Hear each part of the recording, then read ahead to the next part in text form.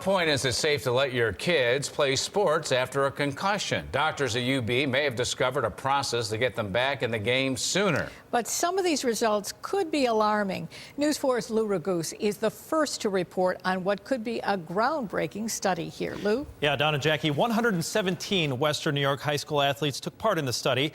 It had a 100% success rate, returning athletes to their sport without any symptoms. But along the way, doctors discovered students were still having problems in school.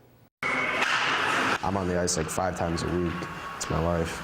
His love for the game matches countless Western New York teens before him. I definitely wouldn't know what to do if I didn't play hockey. But James Panzarella brings with him onto the ice a medical history threatening his future in the sport.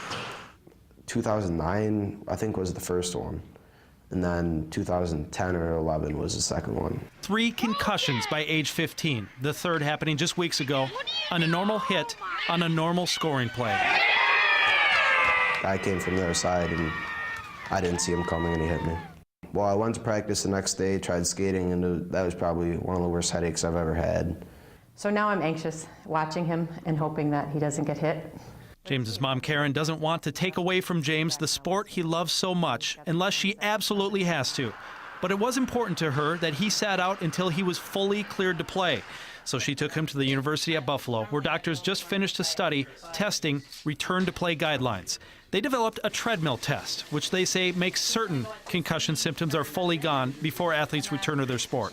Because some are so dedicated, they do almost anything to keep playing. We can make sure that, number one, the athlete's not lying about feeling better.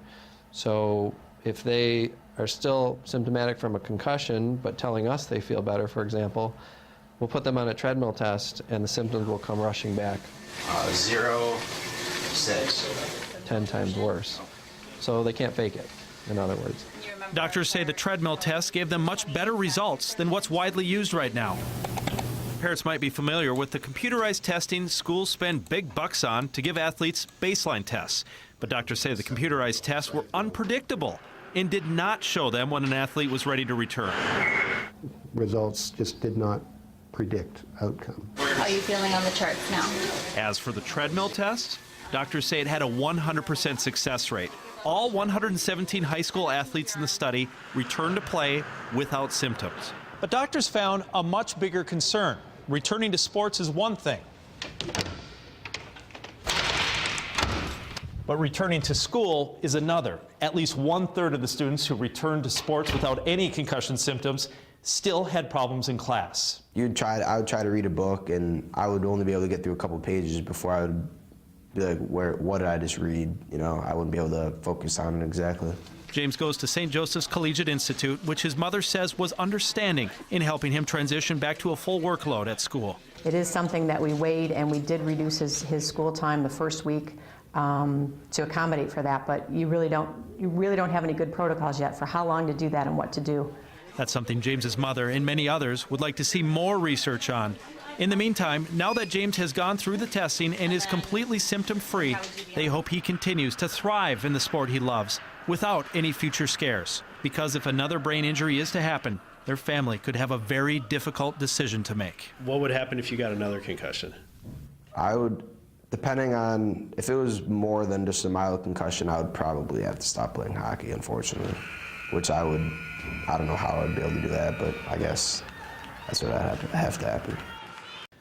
The UB doctors say the research article that'll be published next month in the Clinical Journal of Sports Medicine has a large implication.